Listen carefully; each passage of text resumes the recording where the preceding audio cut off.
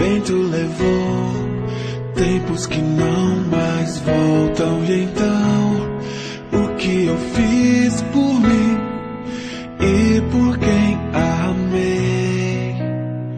Só desilusão, reconheci, não construí o que planejei.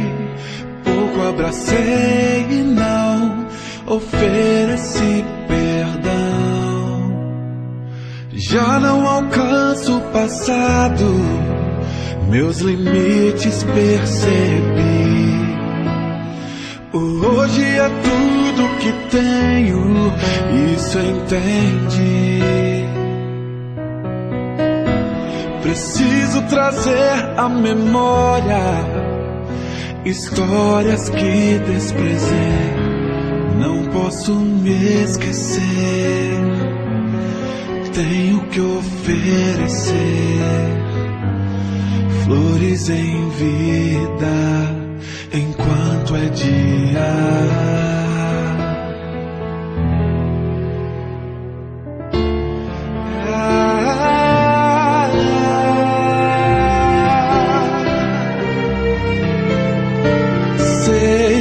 Já não são meus, vento levou, tempos que não mais voltam. E então, o que eu fiz por mim e por quem amei?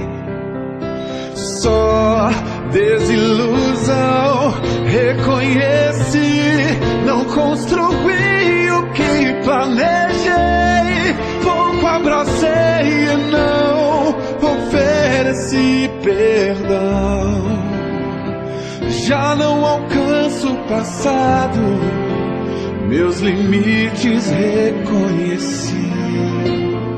O hoje é tudo que tenho, isso aprendi. Preciso trazer à memória semblantes que abandonei. Não posso me esquecer, tenho que oferecer flores em vida enquanto é dia.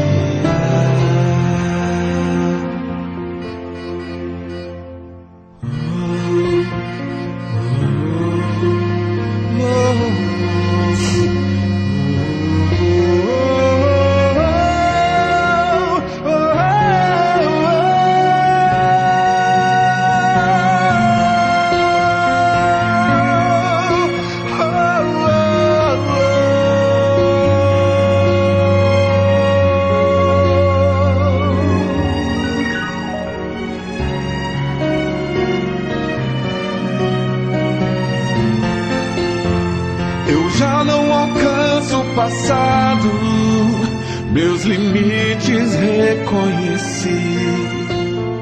O hoje é tudo que tenho, isso entendi. Preciso trazer à memória histórias que desprezei.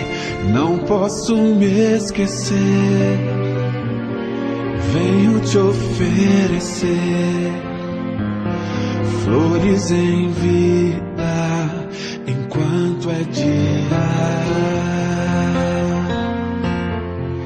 Já não me esqueço, hoje ofereço flores em vida enquanto.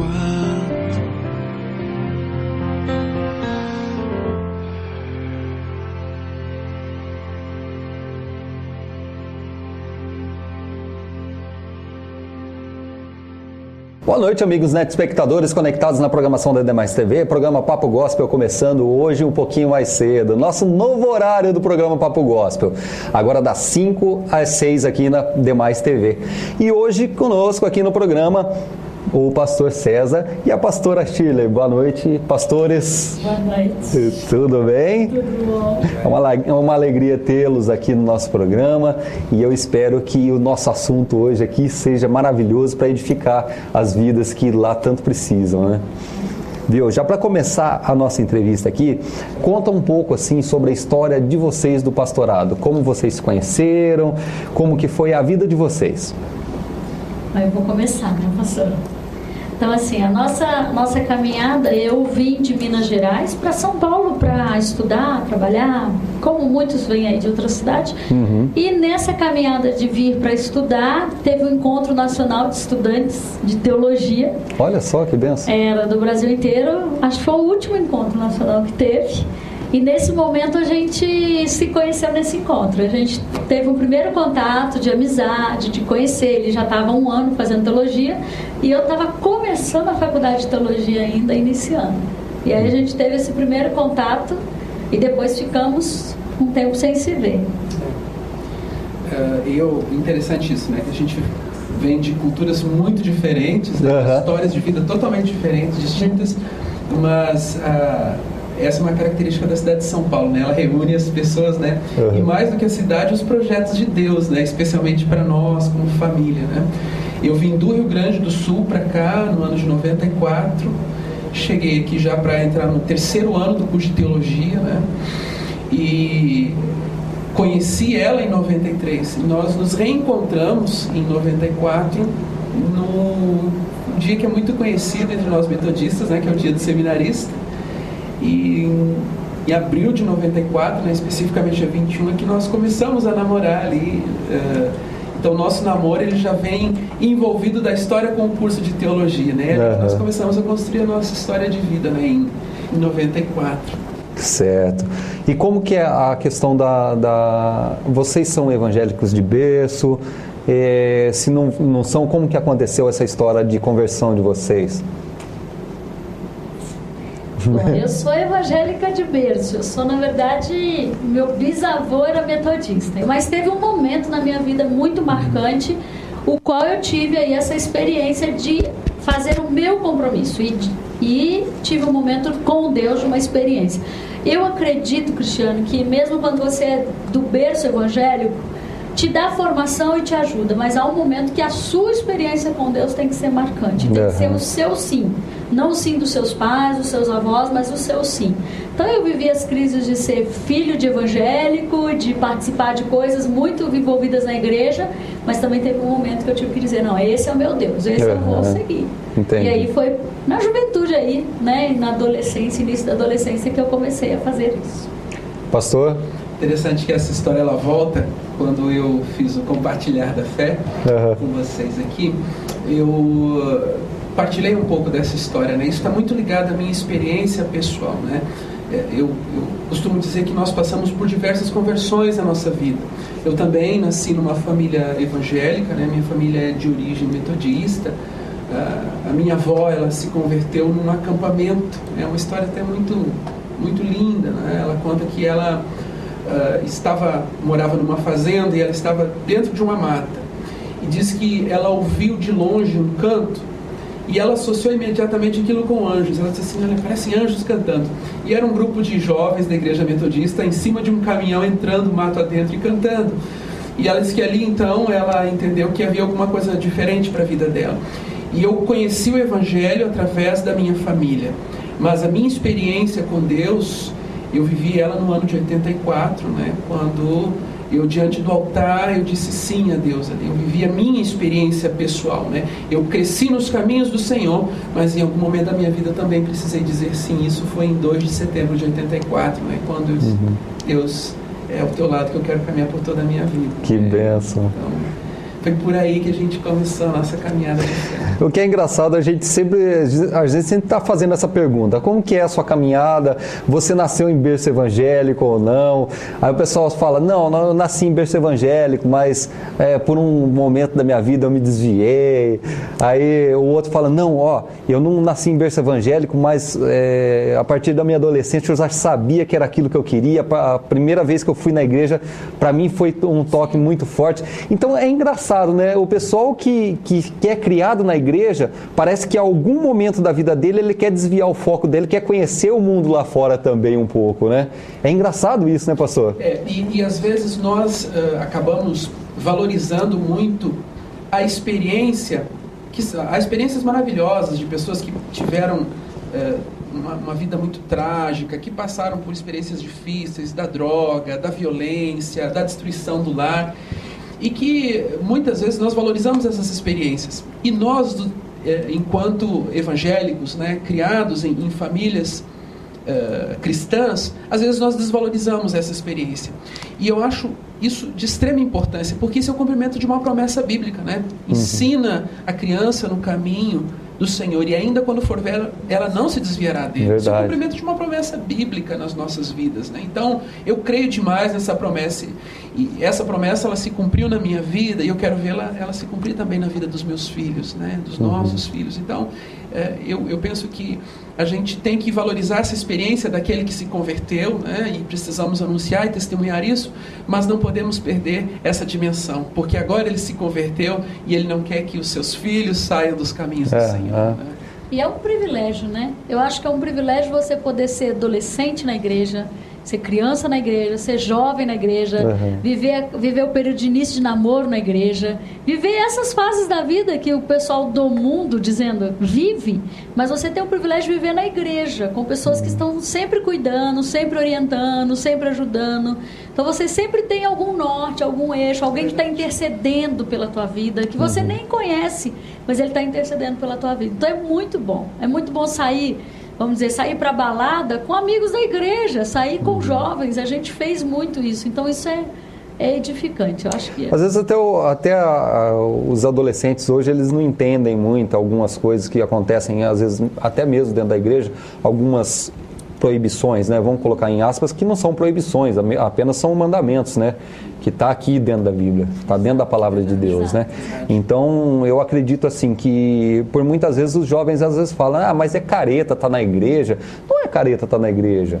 É gostoso estar na igreja, é gostoso ter uma vida com Deus, né? É gostoso você estar ali, você estar aprendendo, igual a pastora falou, você ter pessoas a interceder por você, né, para que a sua vida não venha a ser ceifada numa situação, num momento em que você não está com ele, né?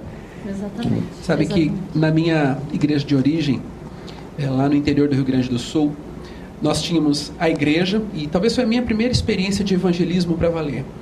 Ela estava situada num bairro de classe média alta, e próximo da igreja havia uma praça, e do outro lado havia uma igreja também evangélica. E nessa praça reuniam-se muitos jovens para andar de skate, adolescentes como eu na época, 14, 15 anos. E um dos pastores que chegou lá, ele disse assim, por que nós não fazemos um trabalho com aqueles jovens? E aí mesmo nós, adolescentes da igreja, na época dizíamos assim, mas eles não vão gostar de estar aqui com a gente. Porque eles acham que aqui é careta, né, que é chato. E de repente, nós começamos a fazer uma reflexão sobre aquilo. E a gente entendia que aquilo era bênção para a nossa vida e gostava daquilo, mas não tinha a ousadia e a coragem de falar sobre isso. E naquele momento, então, Deus nos deu intrepidez para falar de Jesus para aqueles jovens. E incrível que, daquele grupo que se reunia ali, nós alcançamos muitos deles. E alguns passaram por uma experiência de conversão e depois que saíram da cidade, foram para outros lugares, levaram o evangelho com eles. Então, nós temos que falar dessa fé, que não é uma fé chata, que não é uma fé rançosa, mas que é uma fé maravilhosa, é uma fé que transforma, né? Como a moçada diz hoje, é uma fé que tem pegada, transforma as vidas, né? Que muda os corações, que traz uma alegria que não é uma alegria artificial, mas que é uma alegria constante, uma alegria plena nas nossas vidas. É verdade. Bom, o adolescente, o jovem, ele tem que entender que até mesmo dentro da igreja, antigamente era um pouco mais assim, vão se diz, fechado, né? Hoje em dia, as nossas igrejas, elas estão mais abertas, igual a musicalidade, ritmos diferentes, jeitos diferentes, etnias diferentes dentro da nossa própria igreja. Não é querendo deturpar a palavra de Deus, mas seguindo um caminho que os jovens também possam entender, né? Uma linguagem que os jovens possam entender. Tanto que a Bíblia mesmo tem a linguagem de hoje, né? Que é traduzida para a linguagem de hoje, para quem está lendo a Bíblia, para entender um pouco mais a linguagem, né? Eu vejo que a igreja, Cristiano, ela tem que ir ao encontro do povo, da pessoa. de vidas. Então, por vezes é necessário mudar a roupagem, mudar o diálogo, mudar a forma de ser, para poder chegar a esses jovens, né? Nós também, quando éramos jovens, houve necessidade da igreja chegar até nós. É que agora parece que ninguém lembra, mas quando nós, por exemplo, quando eu era muito mais jovem, a gente pedia isso da igreja. Olha, tem que ter movimento, tem que ter coisa. E a igreja tinha que abrir esse espaço. Então, hoje também nós temos que fazer isso, com um desafio maior, que tem as tecnologias, que tem a coisa da internet, que exige um pouco mais. Mas se a igreja não fizer isso, e se a gente olhar a Bíblia, Jesus foi lá entender de pescar para ficar com os pescadores. Verdade. Né? Paulo diz, né, eu me fiz pobre com pobre, gentio com gentio, judeu. Então nós temos que fazer esse exercício, senão nós não vamos ganhar a vida. Verdade. Bom, falar em ganhar vida, como aconteceu esse chamado de Deus para a vida de vocês? E o que é para vocês dois estarem juntos nessa caminhada hoje que vocês escolheram? O meu chamado para o ministério pastoral, ele passa por duas experiências distintas. A primeira é o que eu chamo de a experiência mística, da fé, da espiritualidade, do encontro com Deus. Aquele toque no coração em que Deus diz assim, olha, César, eu te separei, eu te chamei para ser líder do meu povo, para ser pastor do meu rebanho. Essa é uma primeira experiência que eu tive com Deus, a experiência do chamado, que vem da palavra, que vem do altar, que vem da ministração da palavra do Senhor sobre a minha vida. E a segunda vem de uma experiência prática, né? A minha igreja, ela tinha uma congregação e o pastor na época nos desafiou a trabalharmos como, vamos dizer assim, evangelistas, né? Jovens, adolescentes naquela congregação. E ele me disse assim, olha, César, você vai para o ministério, você tem que começar agora, não pode deixar para amanhã. E aí eu fui, mas com muito medo, com muito temor, né? E a gente chegou então um sábado à tarde com um grupo de adolescentes e foi talvez a experiência mais marcante que eu vi na minha vida.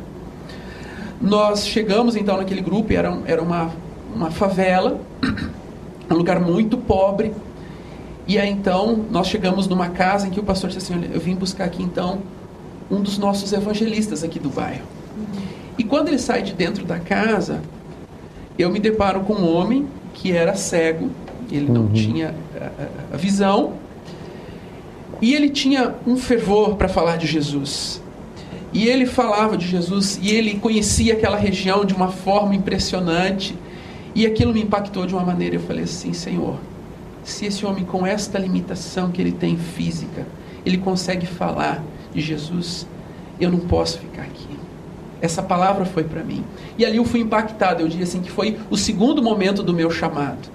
Ali eu disse assim, Senhor, eu não posso esconder os meus talentos, os meus dons e esse chamado que Tu me fizeste. Então foi ali que eu tive total certeza do chamado que Deus fez para mim. Amém. Pastora? Bom, eu também tive essa experiência, né, de sentir esse chamado. Mas aí eu vou frisar um outro momento do chamado, que foi, num determinado momento, o Senhor, quando eu formei a faculdade de teologia, eu fui assumir uma comunidade. Mas num determinado momento o Senhor deixou muito claro que o ministério que Ele tinha para a minha vida era compartilhado, era um ministério partilhado. E foi um momento em que a gente vive uma certa crise. As mulheres que estiverem me ouvindo talvez possam entender isso, né? Porque assim, às vezes ficam aquela coisa assim, você vai ser esposa de pastor? A gente sempre ouve essa coisa, você vai ser esposa de pastor? E quando você sai da faculdade, você sai querendo ser pastora, assumir e falar, estudei, vou mostrar que eu sei o que eu estou fazendo, né? E o Senhor me chamou muito claramente de dizer assim, minha filha, eu te chamei, né? O texto de Atos, né? Diz lá, vós sois para mim um instrumento escolhido, e Deus me escolheu mesmo para ser pastora. E com muito orgulho, com um privilégio muito grande. Mas ele também completou dizendo assim, olha, você não estará sozinho, o seu chamado é compartilhado. E aí foi quando a gente teve um outro momento na nossa caminhada em que a gente começou um ministério juntos. Então assim, o Senhor, Ele disse para mim desde o começo assim, que eu não estaria sozinha. Isso sempre foi muito marcante para mim, né? E eu venho de uma família em que eu era sozinha há muitos, né? Minha família é Minas. Meu pai e minha mãe não eram muito ligados a nós, assim, era uma família mais sozinhos, cada um se viravam. Então a chegada de um ministério em conjunto, Deus falou, olha, eu coloco do seu lado um parceiro, alguém junto para compartilhar isso. Então foi para mim um momento especial, um momento que eu tive que renovar meu chamado e dizer, é isso que eu quero mesmo, Senhor. Mas que bênção, isso é muito bom. E qual foi o momento assim, mais difícil dessa caminhada de vocês como pastorado? Isso se deu em 99, né? Nós começamos a trabalhar juntos exatamente no ano de 2000. Mas em 99, depois de um período que eu passei na minha vida de intenso trabalho e faculdades, né? Eu estava encerrando o curso de psicologia, já havia graduado em teologia, estava graduando em psicologia. Em 99 eu adoeci, eu descobri uma doença autoimune.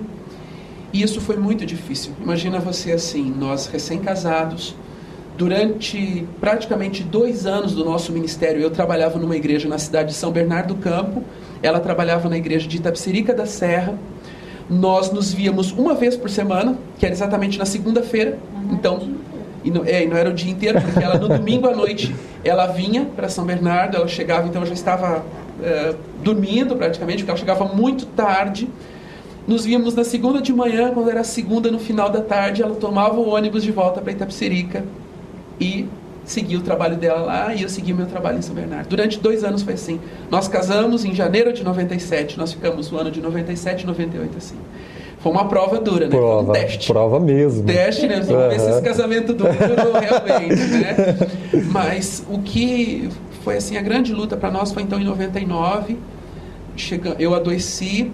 E aí nós tivemos assim um suporte muito grande dos irmãos, especialmente dos irmãos de Itapecerica da Serra, nos deram um suporte muito grande, um carinho muito grande, um amor muito grande, e falaram assim, pastora, vai, cuida do seu esposo que a gente segura as pontas aqui na igreja. Olha que benção. E aí ela veio e me acompanhou, e eu penso que ali Deus estava trabalhando exatamente essa dimensão que ela falou, do trabalho juntos, do ministério integrado, ministério como casal, né?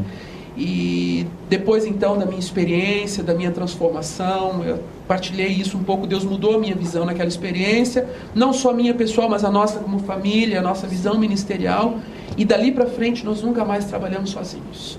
E todo o processo de nomeação, nós sempre conversamos com o bispo e falamos, bispo, nós somos chamados como casal, nós queremos servir como casal. E tem sido uma grande bênção para nós isso, entender o ministério como um chamado da família, especialmente do casal. Entendi. Bom, quero mandar um abraço aqui para a família Juncker, que está lá conectado. Está falando assim, esses dois são bênção pura, parabéns pelo programa. Um grande abraço para a Soraya, para o Júnior, né? Júnior, Igor, e agora as meninas que eu não lembro o nome dela. Raíssa e Radassa. Então tá bom. Um grande abraço para a família Juncker, que está lá sempre na nossa igreja também. E um grande abraço para todos vocês, sempre conectados no programa também do pastor, compartilhar a fé, sempre aí dando uma força muito grande para nós. Eu também tenho aqui o Pereira, o evangelista Pereira, nosso amigaço lá da igreja, que está aqui. O programa está muito bom. Pastora Sheila e pastor César, nós da Catedral te amamos. Domingo vai ter pão de queijo? Está perguntando aqui, pastora. Vou tentar. Não prometo, não. Olha só. Pastor Marcos Garcia também está conectado, está falando aqui, eu gostaria de parabenizar o programa e mandar um abraço para o pastor César, pastora Shirley e Cristiano, que Deus continue os abençoando. Amém. A cada dia. Em Cristo, pastor Marcos Garcia, nosso pastor da Catedral Metodista também de São Paulo. Amém. Ele está conectado, viu, pastor? Está assistindo o nosso programa. Ele falou que ele ia tentar, que bom que ele conseguiu. Viu? Vocês têm um trabalho muito legal com famílias e casais, mas vocês também têm um trabalho muito forte com os jovens.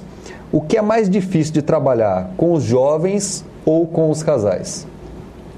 Bom, na verdade, no trabalho pastoral, Cristiano, eu não diria que um é mais difícil do que o outro. As exigências e aquilo que é mais específico de cada grupo é que é o fundamental. Então, por exemplo, com os jovens, há um chamado que nós temos que fazer de voltar ao encontro deles, né? De voltar ao mundo dos jovens de hoje. E os jovens têm uma peculiaridade que o mundo está muito rápido, muito acelerado. Então você tem que se atualizar e dialogar e aprender muito com os jovens. Hoje, pastorear os jovens é um aprendizado constante cristiano, porque as demandas, as necessidades dos jovens hoje. Mas não é que seja mais difícil. Cada um requer uma certa exigência que aí a gente tem que se dedicar mais, né? Quando você fala em jovem, você tem que dedicar em andar com o jovem, estar junto com o jovem, em ver o que eles estão pensando, o que eles estão antenados, o que eles estão vendo, e aí você consegue chegar mais junto. Eu acho que isso é uma exigência maior, né? As outras áreas da igreja, por exemplo, família, como a gente vive em família, já é algo que está no nosso cotidiano.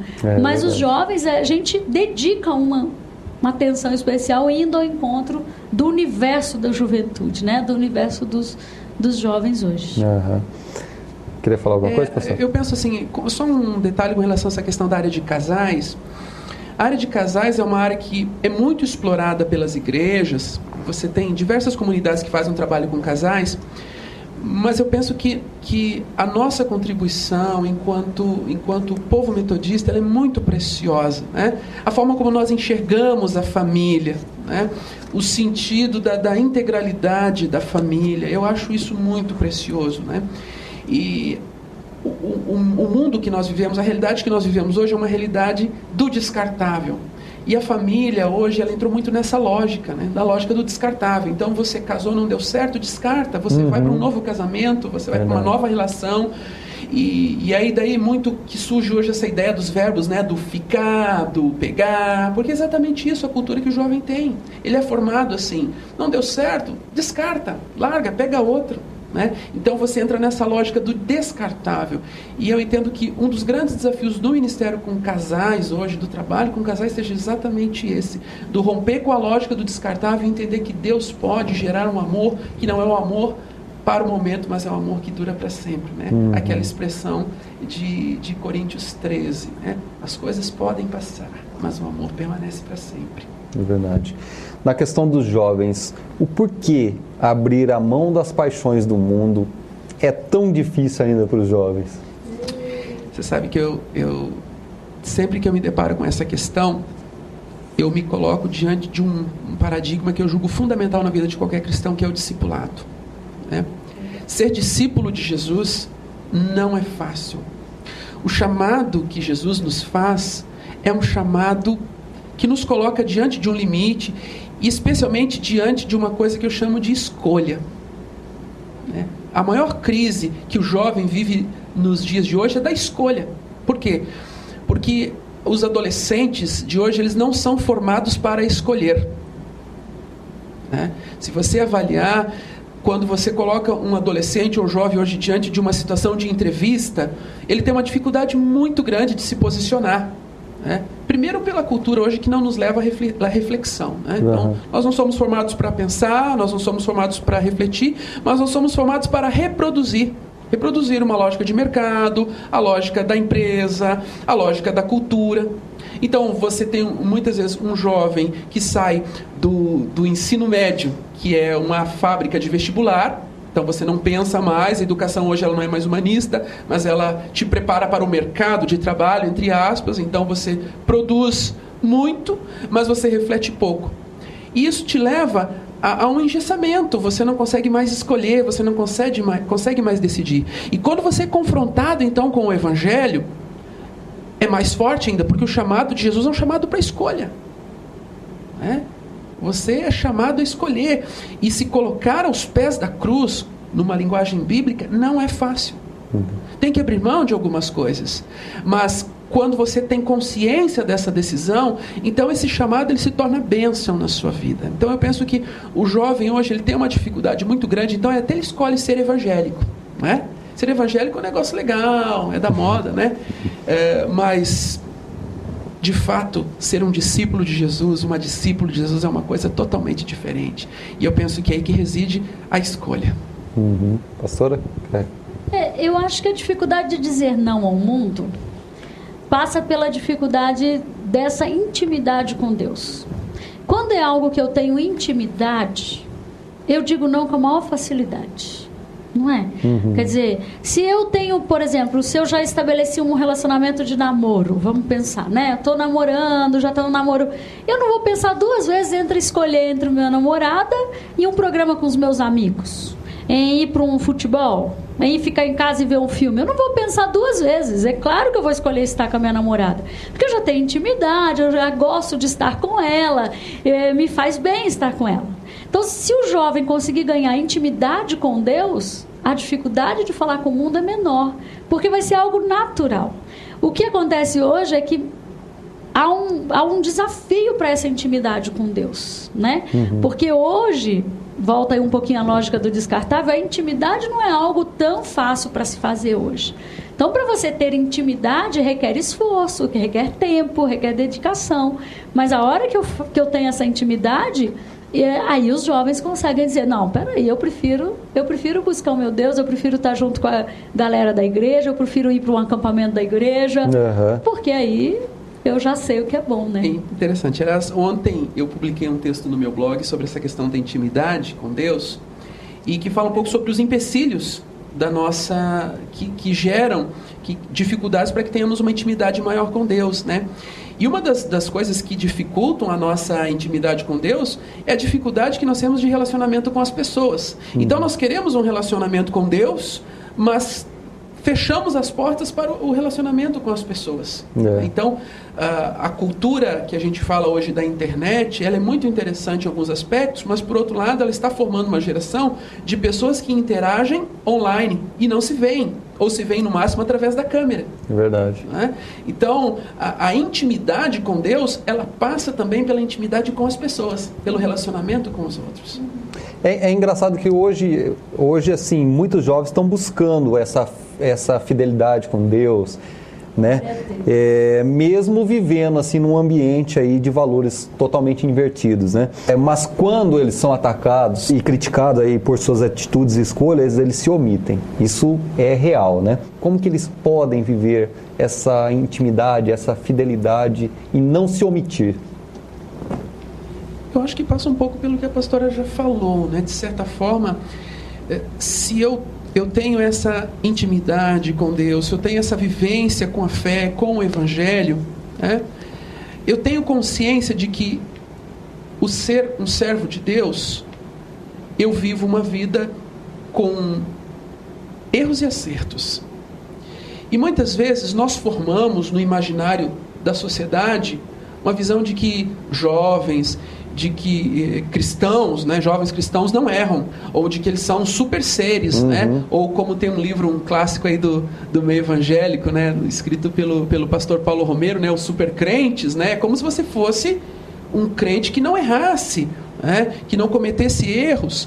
Quando eu tenho consciência dos meus limites e dos meus erros, eu consigo viver melhor essa dimensão da fidelidade com Deus, porque eu sei que em alguns momentos eu vou errar, né? Uma das coisas que eu acho muito interessante na visão sobre santificação que Wesley desenvolveu, né, é exatamente essa. A caminhada da santidade, ela não é uma linha reta. Ela começa no momento da fé e ela vai na direção da vida eterna, mas ela não é uma reta. Ela oscila entre os momentos em que eu tropeço e que eu quero crescer novamente, e eu sigo caminhando, eu tropeço. Então, ela é uma caminhada de desenvolvimento. A santificação não é, né, instantânea, mas ela é um processo. Eu desenvolvo a minha vida com Deus. E é isso que me faz ter ousadia, isso que me faz falar de Deus. Né? E me aproxima das pessoas. Porque na medida em que você que não conhece o Evangelho e sabe que nós erramos e que nós falhamos, então você gera uma aproximação. Né? Você fala, poxa, esse cara, ele sabe das coisas que eu sinto e que eu penso, então eu quero estar junto dele, eu quero conhecer mais desse Deus que se aproxima das pessoas, mesmo elas errando e sendo pecadores, sendo falhos. Identificação, né, pastor? Eu acho que aí também tem a coisa assim, olha, eu nunca vi qualquer torcedor de qualquer time, e eu não vou falar aqui de time para não criar nenhum tipo de constrangimento, tá, Cristiano? Mas de qualquer time, frente ao outro time adversário, ele não se omite. Ninguém, nenhum torcedor do time A, se ele estiver de frente com um torcedor do time B, ele não vai se omitir. Ele vai manter. Por quê? Porque ele tem uma identificação com isso, porque ele tem uma intimidade, ele tem uma história, ele tem uma identidade com aquele time que ele torce. Se a gente conseguisse pensar, quanto juventude, que andar com Deus é ter essa identidade, eu não nego, mesmo que eu esteja, às vezes, de frente com o meu opositor. Mas eu não nego, eu posso não ter que ir para a violência, e não devemos ir, é óbvio, não temos que ir para o embate, mas esse é meu Deus, e eu tenho que defender a fé que eu tenho no meu Deus. Como defende aí as bandeiras e as camisas de torcidas, tá? Quero mandar um abraço aqui para Ivone Monteiro Moreira, está conectada. Graça e paz aos pastores Tila e César, que casal bonito, nos deu bons exemplos, estão bem na tela. Abraço dos Moreiras, aqui de Arthur Alvim, obrigado, lá da igreja que vocês eram pastores, né? Obrigado, beijo aí em todos. Fábio Souza, é meu primo está aqui conectado com a gente também. Um grande abraço para você, Fabinho. Ele falou que nesse horário é bem mais fácil de ver. Grande abraço, meu primo. É verdade, eu também concordo com você, viu, Fábio? Eu gostei muito desse horário e eu espero que vocês também se acostumem com o nosso horário novo aí do programa Papo Gospel, agora todas as quintas-feiras, das 5 às 6 da tarde. Então é um horário que você ainda está no seu serviço, de repente dá uma fugidinha ali, dá uma assistidinha no programa Papo Gospel e vai abençoar a nossa vida também. A Ana Thaís está aqui conectada também. Gostaria de parabenizar o programa, pois é bênção para as nossas vidas. Um beijo para a pastora Shirley, pastor César, Cristiano, que Deus derrame bênçãos sem medidas sobre suas vidas e o ministério. Beijos, Ana Thaís. Um grande beijo para você também, Aninha, lá da Catedral Metodista, também está conectado com a gente. Beijo, Aninha, parabéns, ligadíssima. Luiz Augusto Moreira, também estamos conectados em vocês. Parabéns, estamos com saudades. Um grande abraço ao casal. Galera. Seu Luiz. Bom, eu vou para o intervalinho comercial. Na sequência eu volto trazendo muito mais. Ainda tem mais recados. Você que não mandou ainda pode ir mandando seus recados até às 6. Até eu acostumar com esse horário, eu ia falar até às 8, mas até às 6, programa Papo Gospel com vocês aqui, trazendo muitas bênçãos para a sua vida.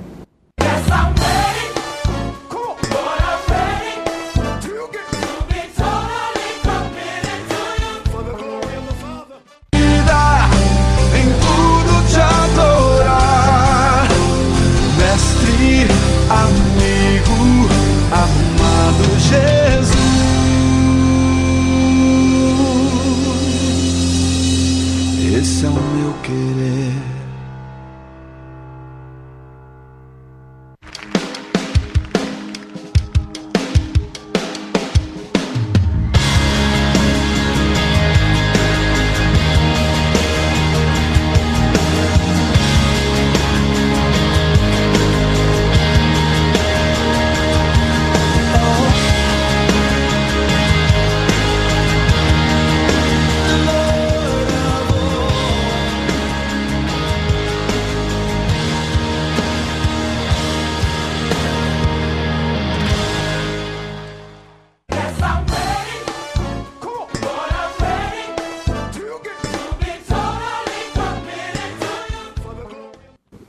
Eu falei que era rapidinho, já estamos de volta aqui na programação da Demais TV, programa Papo Gospel, hoje com o pastor César e a pastora Shirley, que são os nossos pastores lá, juntamente com o pastor Marcos, na nossa Catedral Metodista de São Paulo, que está localizado na Avenida Liberdade. Dê um pulinho lá e conheça a nossa Catedral Metodista, você vai amar a nossa igreja. É a nossa igreja. Com certeza. Eu sou suspeito de falar, né? Vai amar mesmo, vai lá tomar um café com a gente. É verdade.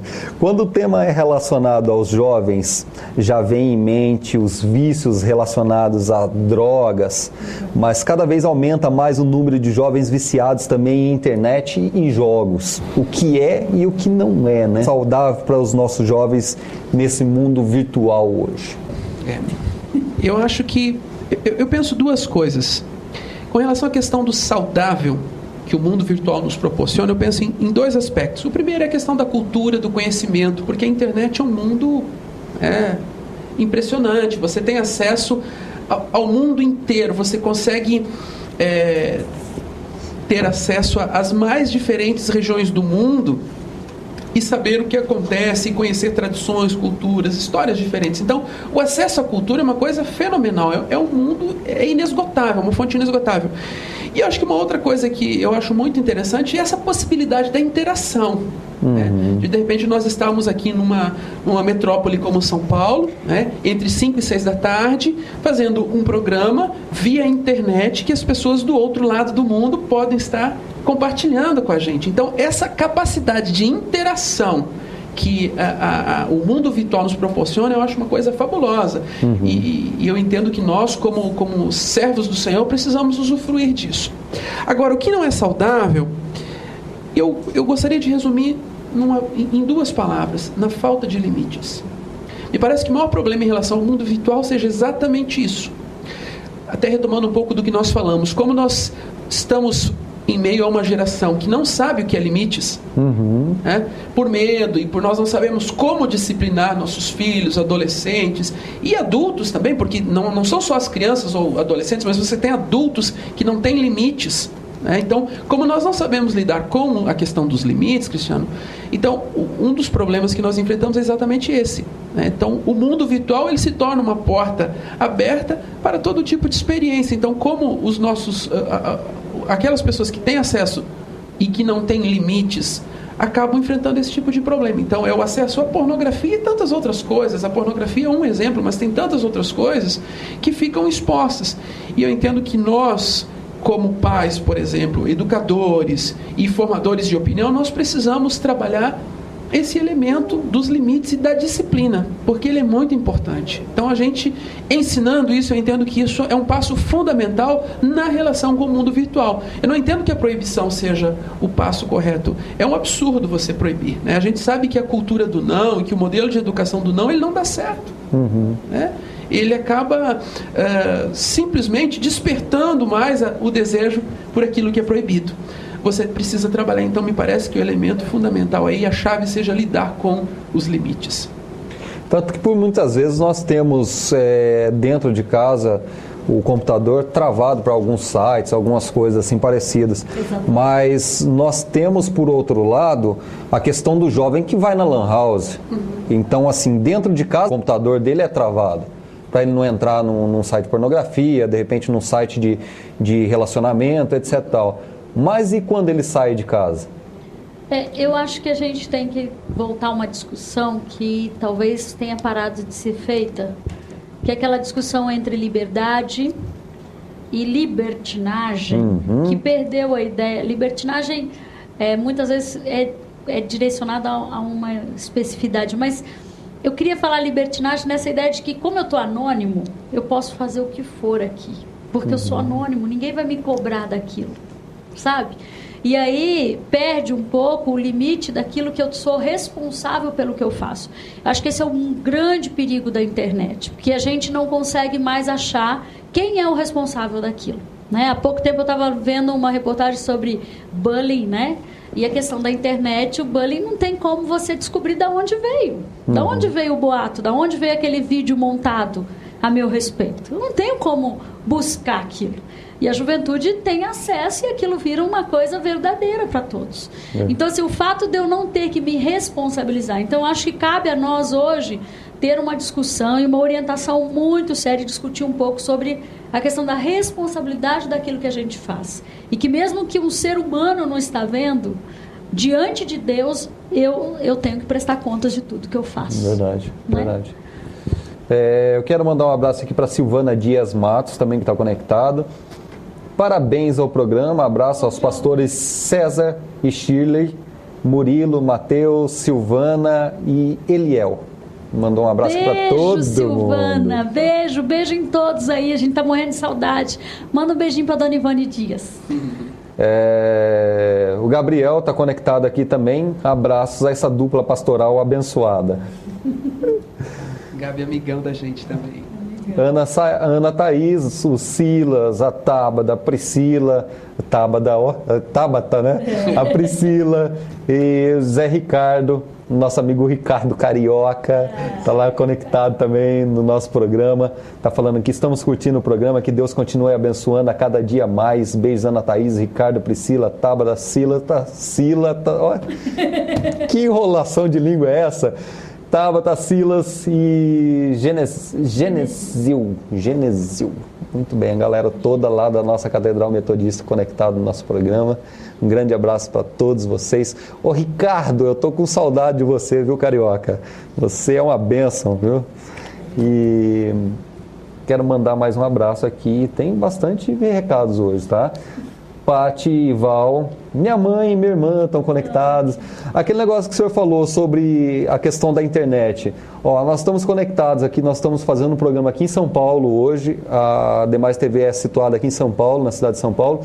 E meu primo está lá em Porto Alegre nos assistindo, que é o Fábio, que está lá conectado, também assistindo nós lá em Porto Alegre.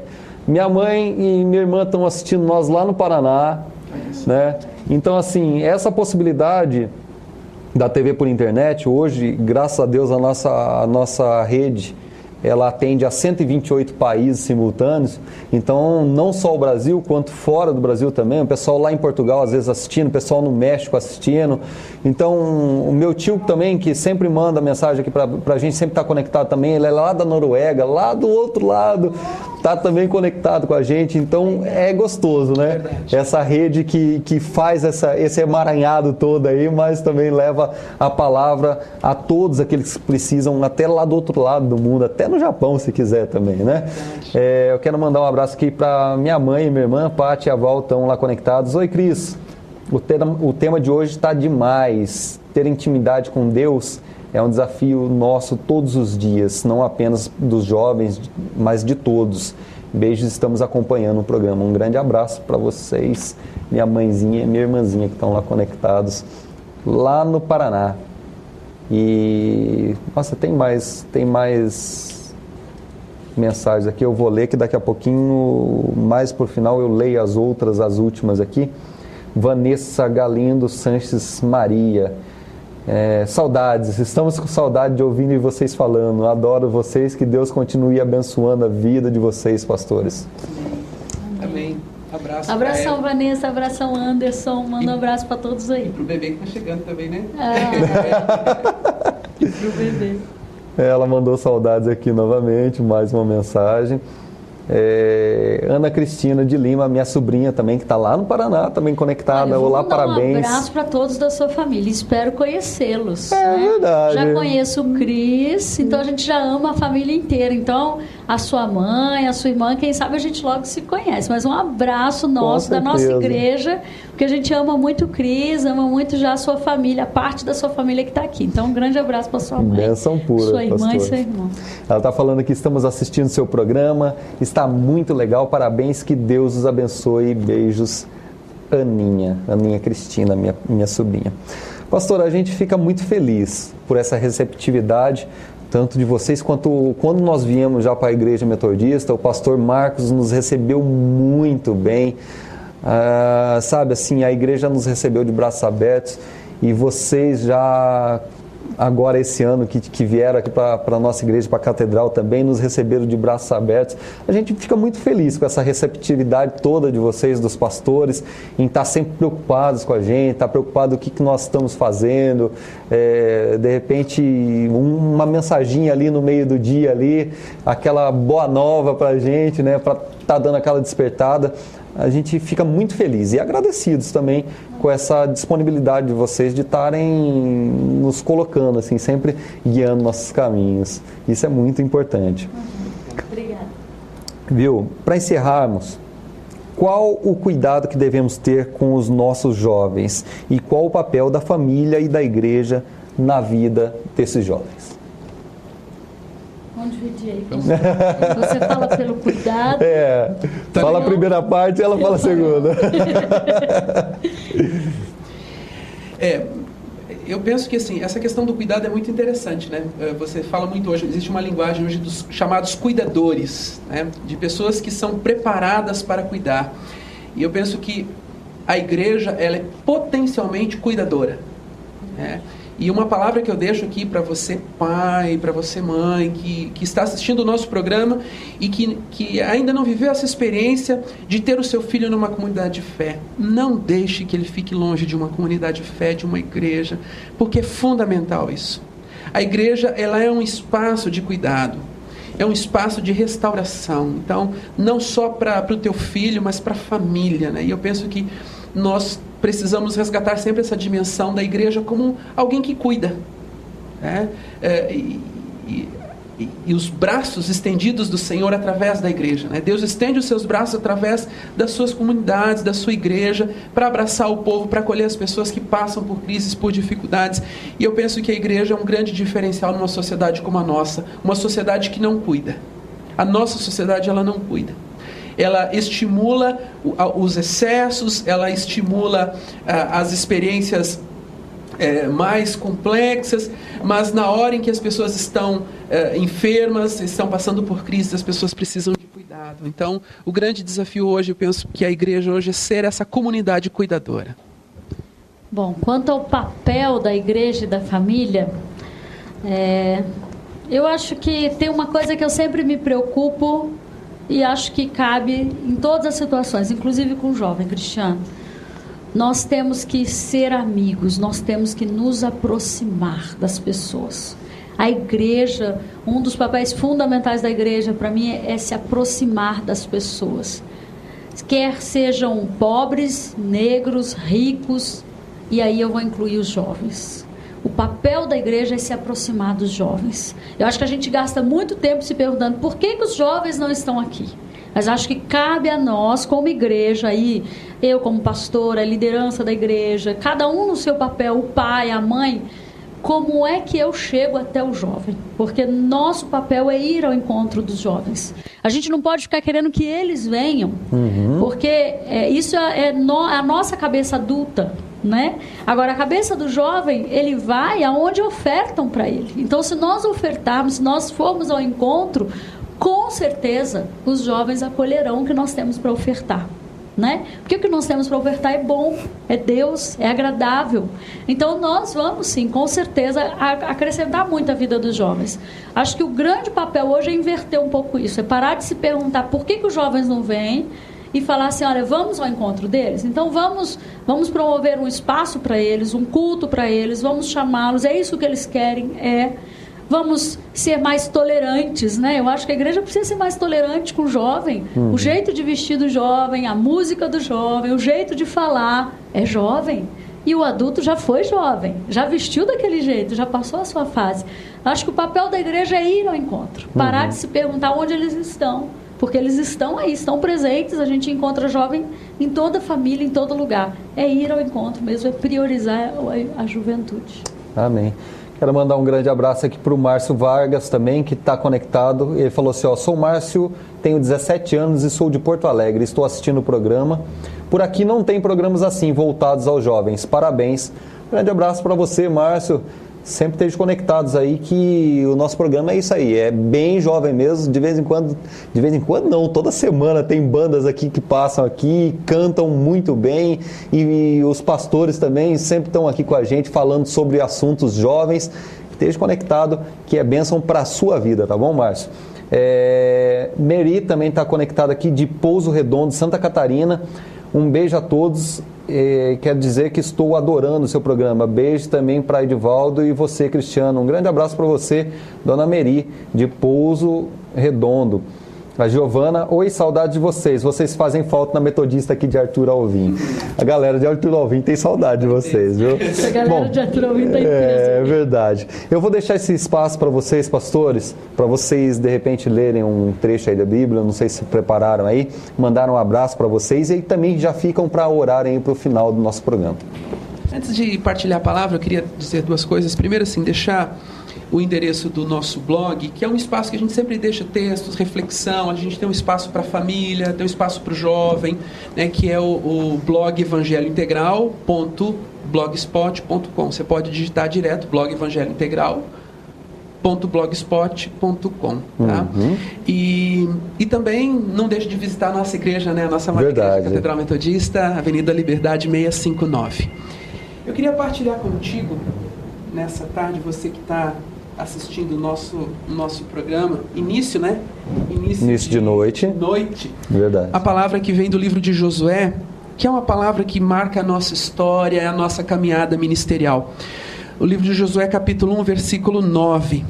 A palavra diz assim: não te mandei eu, ser forte e corajoso. Não temas, não te espantes, porque o Senhor, o teu Deus, é contigo por onde quer que andares. Eu penso que essa palavra foi dita a alguém jovem. Josué era um jovem. E ele foi chamado a substituir o grande líder do povo de Israel, que foi Moisés. E quando você lê todo esse capítulo 1, Deus fala várias vezes para ele: olha, Josué, ser forte e corajoso, tenha coragem. E a palavra do Senhor para a tua vida nessa tarde é exatamente essa: ser forte e corajoso em todos os projetos da tua vida, por onde quer que você ande. Deus está contigo. Entrega a tua vida a Ele, e você vai ficar impressionado com as coisas que Ele pode realizar. Não te espantes, porque o Senhor teu Deus é contigo por onde quer que você andar. Amém. Vamos orar? Vamos orar.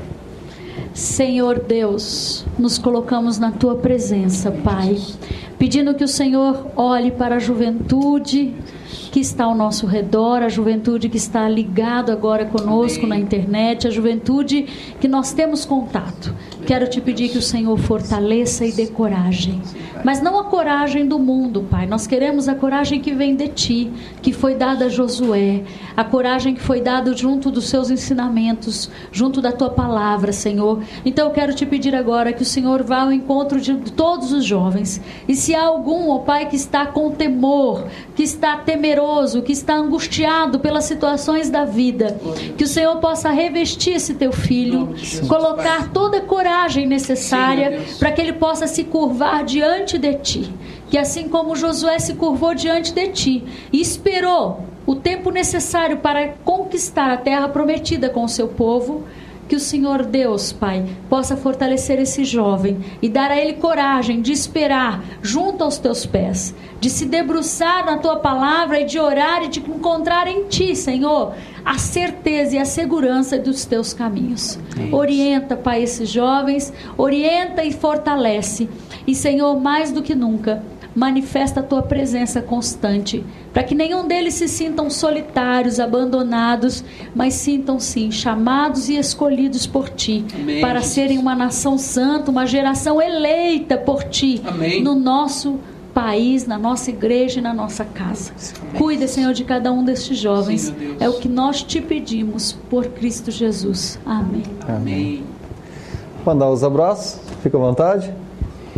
Queria mandar um abraço especial, para todo o pessoal da nossa igreja, da Catedral Metodista de São Paulo. Também queria mandar um abraço especial para o pessoal lá da Pastoral Universitária, da Universidade Metodista, lá em São Bernardo, e também toda a nossa equipe de trabalho. E também queria mandar um abraço para os nossos familiares que estão acompanhando também o programa através da Demais TV. Eu vou completar só então um abraço, tá bom? Só um abraço, porque eu sei que lá na Catedral os meus meninos estão lá, o Rubem e o Levi, então vou mandar um abraço pro Rubem e o Levi, que devem estar vendo a gente lá, tá bom? Bênção pura. Bom, um grande abraço para todos vocês, meus amigos telespectadores que estão conectados na programação da Demais TV, no programa Papo Gospel, que agora ficaram em novo horário aqui comigo, das 5 às 6, toda quinta-feira. Não esqueçam, esse é o novo horário do programa Papo Gospel. Pastora Shirley, Pastor César, uma satisfação tê-los aqui no nosso programa. As portas estão abertas. Quando precisarem, dá uma ligadinha para a Renata. Renata, nós estamos precisando de um horarinho aí. Fica à vontade, o programa é todo nosso. Tá bom? Um grande abraço, galera. Fiquem na paz e voltamos na quinta-feira que vem com muito mais programa Papo Gospel.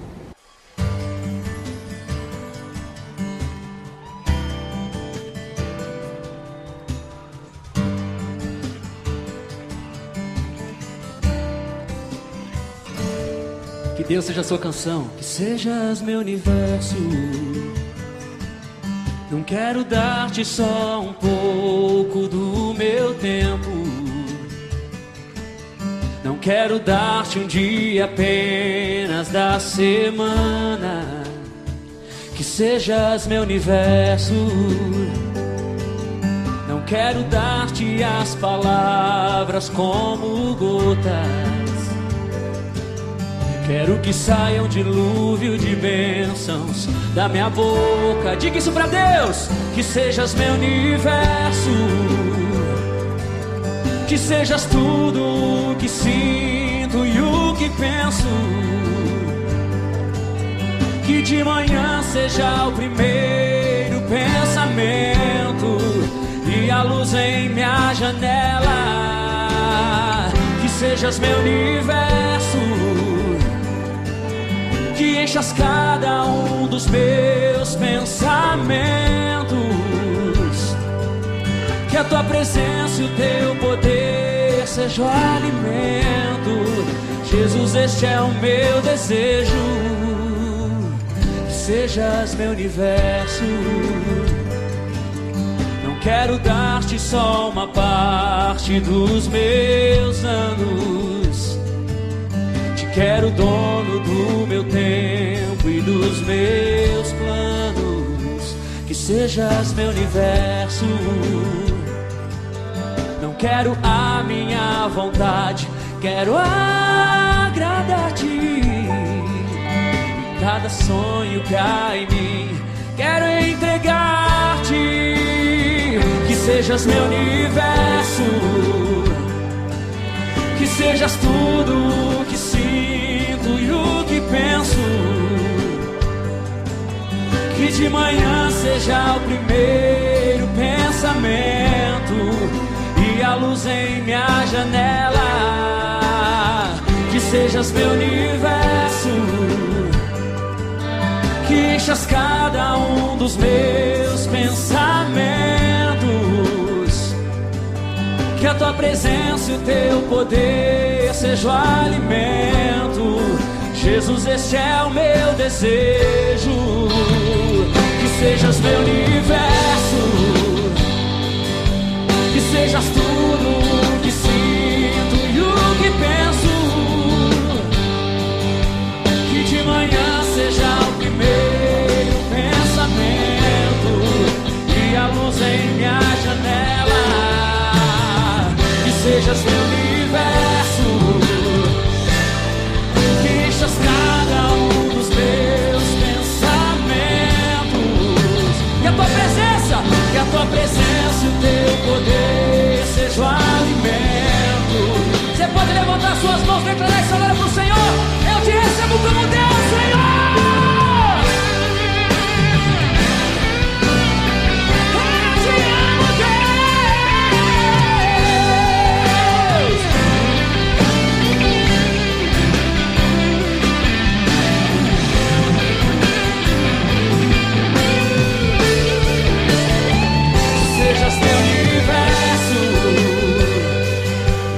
Sejas tudo o que sinto e o que penso. Que de manhã seja o primeiro pensamento e a luz em minha janela. Declare que sejas meu universo, que enchas cada um dos meus pensamentos. Que a tua presença e o teu poder seja o alimento. Jesus, este é o meu desejo. Que sejas meu universo. Que sejas meu universo. Todo dia, Senhor, eu quero acordar, deitar e saber que o Senhor é o meu Deus. Obrigado, Jesus. Seja o meu universo.